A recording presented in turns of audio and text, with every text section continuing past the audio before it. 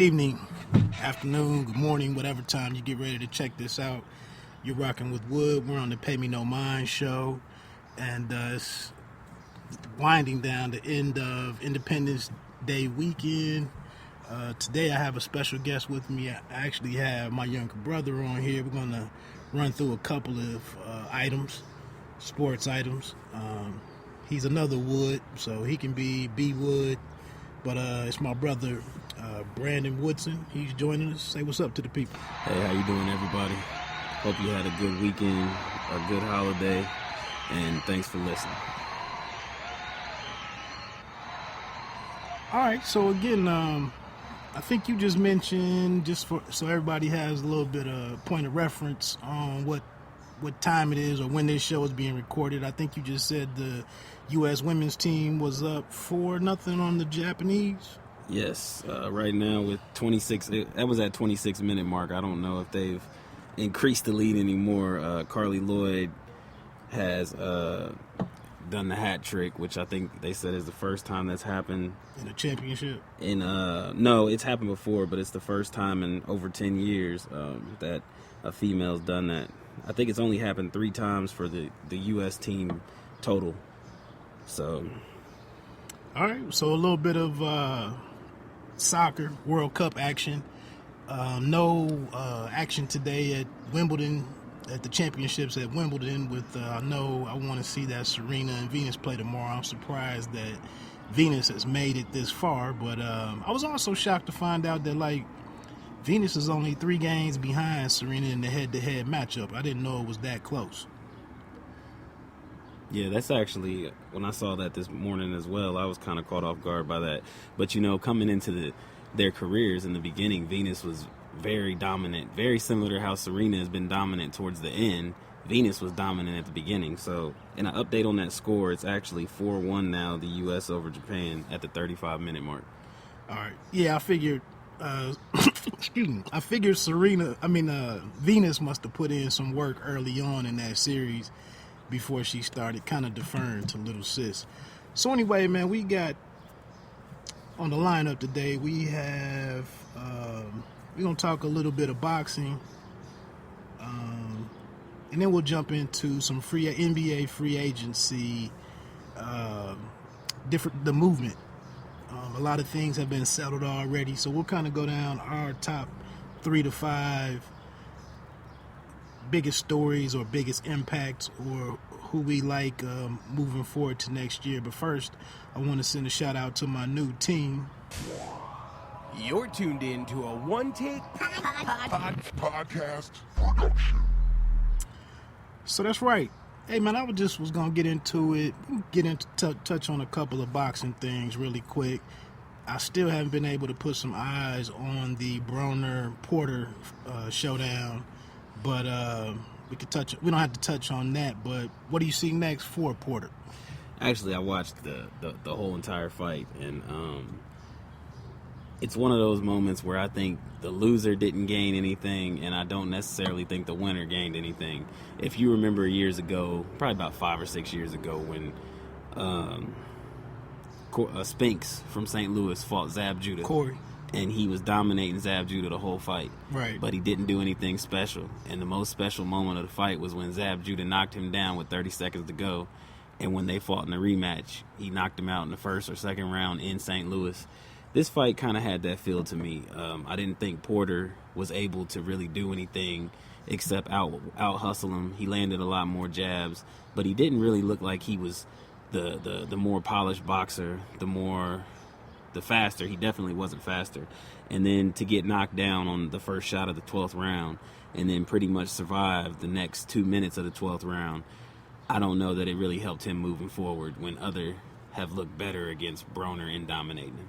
I wasn't really impressed with him when he fought the Latin fighter Eric Bonet. Yeah. I thought that guy exposed that there's just some real weaknesses in his game. And like I've been saying, I root more for Sean Porter's story. Exactly. His relationship with his pops and the positives, right. Energy that he brings to boxing.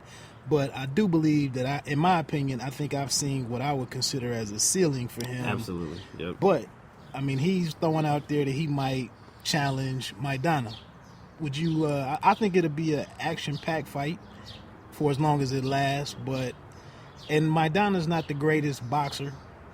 He's not the most polished and refined fighter out there. But I would probably lean towards Maidana to get a victory there, as long as it doesn't go late. Comparing the two, I feel like it's really Maidana's fight to win. If he has any sort of boxing skill, I think he gives Porter problems. Porter's moment that I think he's cashed in on was his dismantling of Paulie Malignaggi. That was his biggest moment. That was a huge fight for him. He looked big. He looked strong. He kept Malignaggi, and Malignaggi's only really bad looking performance up to that point was against Miguel Cotto. So and Ricky Hatton. That's true, yeah. But against Ricky Hatton, I thought he just simply, it was the first time where somebody said, since you have no punching power, I'm just going to walk through you and I'm just going to beat you up while you try to. It was an exciting fight. Which is why I tipped my hat to the way that Porter jumped on him, because I was the same thing. Like, why do people keep respecting him when he Yes. So I think that was his biggest moment, and everybody got happy because he beat him. He fought Maidana. If he fought Maidana, I honestly agree with you. I think Maidana would eventually put him down. And he had never been knocked down, I believe, until that one-punch knockdown from Broner. And that was, to me, what you said earlier about you like his story, you like his attitude. To me, that was what really sold that fight. You had Broner, who is this guy with boatloads of talent, been boxing for years, looks like it comes natural. He has the countering, he has the timing, but his head is just, it's just not there. I mean, when Floyd is telling you got to stop doing this, you got to stop doing that, take the game serious, and you still come out and you underachieve.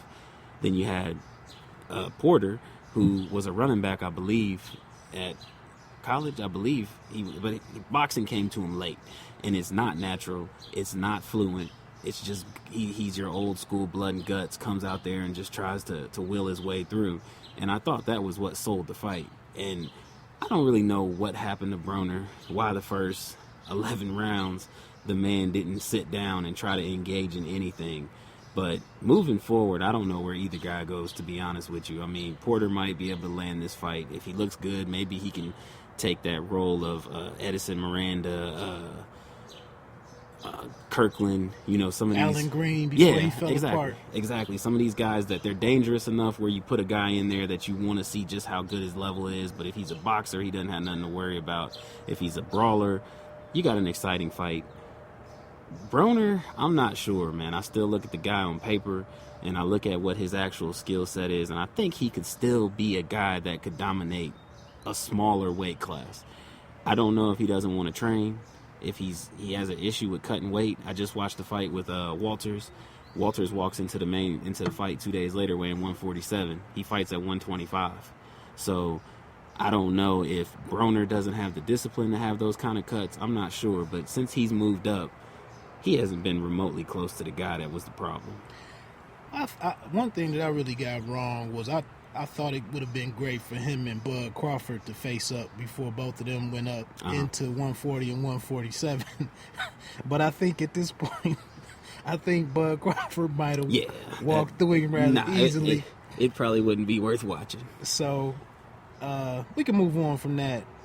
One development, really quickly, you can give me your assessment on one of your guys, Danny Swift Garcia, is going to face the aforementioned Paulie Malignaggi. I think it's within the next month or so.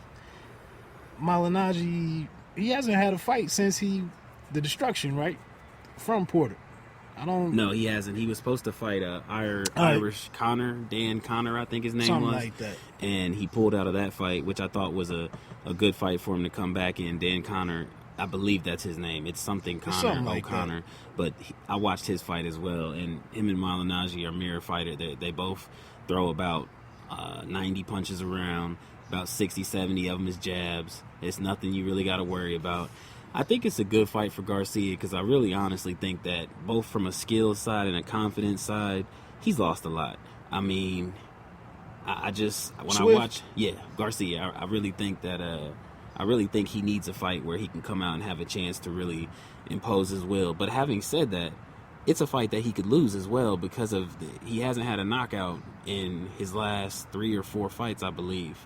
And they've all been against bigger guys. Malignaggi tends to seem like he fight like a bigger guy. He doesn't have the power, but he doesn't run. He stays in front of you. He flicks his jab out a lot.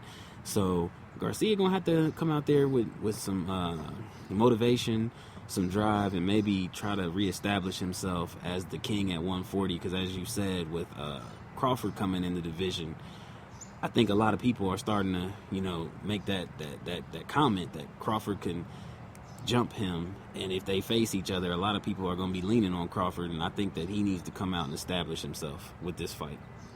Yeah, I take Swift to get a victory in that one, maybe by a later knockout. I just think he needs to press the issue a little bit more. Yeah. It doesn't seem like he's handled movement well or pressure fighters, which Malignaggi's not really a pressure fighter, but Danny, it seems like he's looking for some guys to stand and trade with him the way that Matisse did.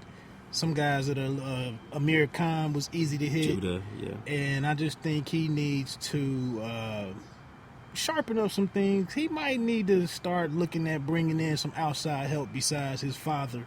I agree with just that. Trying to, most of those guys that start with their father, it usually gets to about this point in the career where they need to get some outside input. Moving on, what about Floyd's 49th fight? He's adamant that he's going to fight September 12th. I didn't think it was going to happen. They're having some troubles naming an opponent. There was weird stories out there about Berto being a possibility. I don't know. That fight really wouldn't wouldn't do much for me. Of course, Keith Thurman is out there, always ready and willing. I wouldn't mind Amir Khan's performance against Algieri kind of made me lean away from that fight as being intriguing. Kell Brook would be a pretty decent one, I think. But how do you think he ends up with this fight number 49?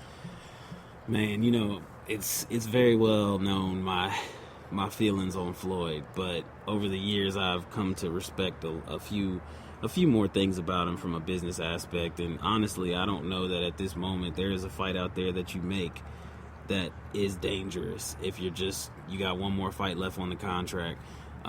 He just made 230. I think they said 235 for the Pacquiao fight. I think all those names they're fine. I mean, people are going to tune in because it's Floyd. They're going to find a way to build the fight up. I mean, they built up the rematch against Maidana, and we saw the last 6 rounds of the first fight, so it really shouldn't have been any hype going into the second fight, but they sold it anyway. I don't know that Thurman is going to take much of a beating or much damage from his fight against Collazo. Starting off the ESPN PBC fight. So he very well may be able to turn around, and after a July fight, turn around and fight again in September. He would do it anyway just for the opportunity. But I seriously see it going to Amir Khan because kind of similar to when Sugar Ray saw the fight between Hagler and Hearns and said, I'll take that fight now. I really think Amir Khan, Algieri, just pretty much showed everybody he doesn't have power. He still leans in, and he's easily counter. A guy like Algieri's trying to counter you with just one punch. Floyd would be able to pick him apart, and he would look pretty impressive, I think, doing it. So I lean towards the Amir Khan because that's probably the one that they can make the most marketable. Yes, that's the one that they can sell the best, I think. It's some rumors out there about Amir Khan and Kell Brook actually getting it on, as an all England occasion.